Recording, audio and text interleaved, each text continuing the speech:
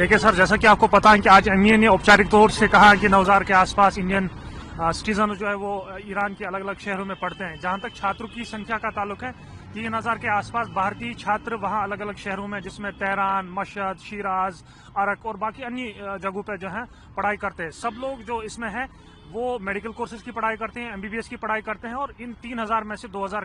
कश्मीर घाटी के अलग अलग हिस्सों से है, चाहे वो सेंट्रल कश्मीर से है, साउदर्न कश्मीर से या नॉर्थ कश्मीर से है। ईरान में गुज़श्ता कई सालों से ये पढ़ाई करते हैं और बड़ी संख्या चूंकि इनमें है, तो इनके परिवार काफी ज्यादा डरे हुए थे, सहमे हुए थे, डिस्ट्रेस में थे, एंक्शस थे, और उन्होंने हमसे रिक्वेस्ट की कि आप भारत सरकार के साथ मामला टेकअप करें।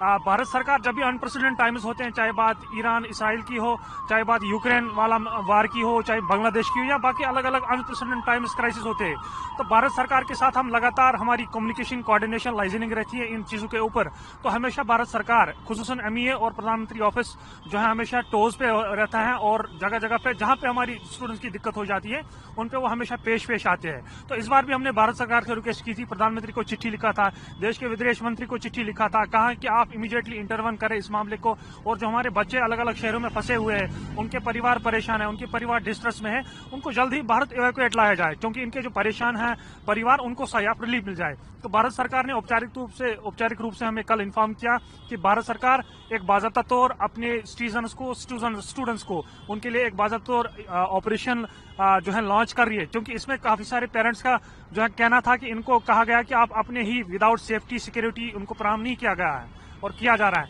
जिसको लेके जो है हमने मिनिस्ट्री से मामला टेकअप किया था, और बाज़ाब्ता तौर उन्होंने कहा कि सुरक्षा में उनकी कोई चूक नहीं होगी। सेफ्टी सिक्योरिटी जो एयरपोर्ट तक जाने के लिए रास्ते हैं उसको जो है एम्बेसी और एमईए ऑफिशियल टोज पे हैं, और वो उसको जो है मैनेज करेंगे। हमने भारत सरकार को रिक्वेस्ट में कहा था कि या आपकी कॉन्स्टिट्यूशनल और मॉरल ऑब्लिगेशन है कि आप अपनी शहरियों की जो सुरक्षा है उसको यकीनी बनाए। तो भारत सरकार की तरफ से बाज़ाब्ता तौर कम्युनिकेशन आया, उन्होंने वहां रिस्पॉन्स किया और कहा कि जो छात्रों की जो सेफ्टी है, सिक्योरिटी है, उसको प्रायोरिटाइज किया जाएगा। और आज औपचारिक रूप से हमें कहा गया कि इवैक्यूएशन प्रोसेस अंडर वे है। हालांकि आज सुबह 8 बजे वहां से फ्लाइट एक निकलने वाली थी, लेकिन उन्होंने फिर वो जो सारा प्रोसेस है वो फिलहाल के तौर पे होल्ड रखा है। वो इस वजह से होल्ड पे रखा गया है क्योंकि वहां जो एयरपोर्ट उसमें जो है क्लोज थे, एयर स्पेस क्लोज थी, उसको लेकर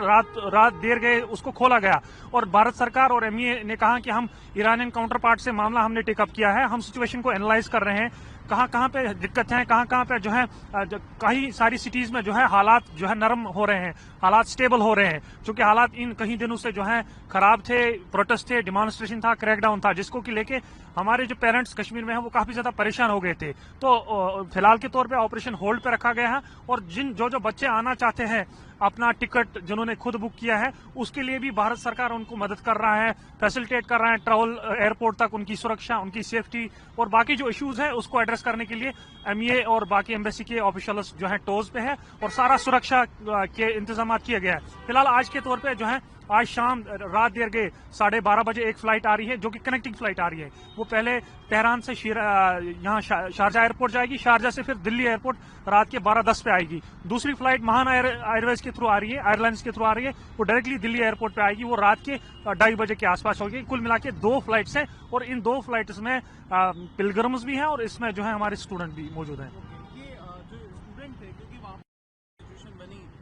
लगातार हो रहा था, तो आपसे कैसे कोऑर्डिनेट कर रहे थे, कनेक्शन आप लोगों का हो पा रहा था? इसमें 2 तरीके कनेक्शन हमारे पास जो जिनके साथ हम स्टूडेंट्स के साथ राब्ते में थे। एक वो स्टूडेंट्स जो अलग अलग शहरों में थे जहां पे हालात खराब हो गए थे, इसमें एक ग्रुप वो था जो इराक बॉर्डर के पास जाता था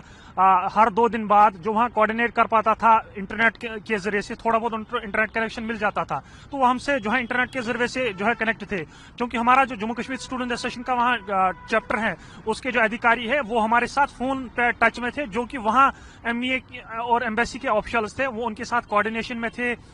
इवैक्यूएशन के हवाले से, और जो यहाँ स्टूडेंट्स के कंसर्न थे, पेरेंट्स के कंसर्न थे, वो उनको हम बताते थे, वो उधर ब्रीफ करते थे। इधर हम एमईए ऑफिशियल्स के साथ दिल्ली में जो है संपर्क बनाए थे। तो कहने का गर्ज था, तो इसमें जो है इसमें कांस्टेंट कोऑर्डिनेशन और कम्युनिकेशन था, ताकि किसी भी लेवल की चूक ना हो, ताकि सुरक्षा जो है, जो सेफ्टी हमारे छात्रों की है, हमारी पिलग्रिम्स की है, हमारे जो काम करने वाले की थे, उसको यकीनी बनाया जाए। स्टूडेंट्स की संख्या ज्यादा है पिलग्रिम्स से? जाहिर सी बात है, इसमें स्टूडेंट्स की संख्या कश्मीर से 2000 है, कुल भारत से जो है 3000 के आसपास है। उसके बाद से कुछ आपकी बातचीत हुई, क्योंकि 9000 के करीब बताए जा रहे लोग हैं, तो बिल्कुल बिल्कुल, आज भी 3 बार दिन में बात होगी, जो अलग अलग शहरों में अरक हैं, जिसमें शिराज है, मशहद है, तेहरान है, जो है आने वाले दिनों में जो है आएंगे, और उसके लिए भारत सरकार उनका इवैक्यूएशन ऑपरेशन को लेके वो सिचुएशन को एनालाइज कर रही है, ईरानियन गवर्नमेंट से जो है कोऑर्डिनेट कर रही है कि किस प्रकार से हम जो है इवैक्यूएट करेंगे स्टूडेंट्स को।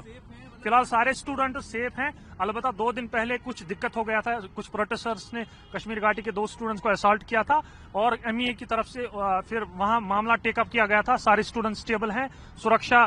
की उसकी यकीन दहानी की गई है, और कोई भी स्टूडेंट चाहे वो भारतीय हो चाहे पर्टिकुलर एक रीजन से कश्मीर से हो, सारे स्टेबल हैं, सारे जो है सिक्योर हैं, कोई भी इस प्रकार का कोई दिक्कत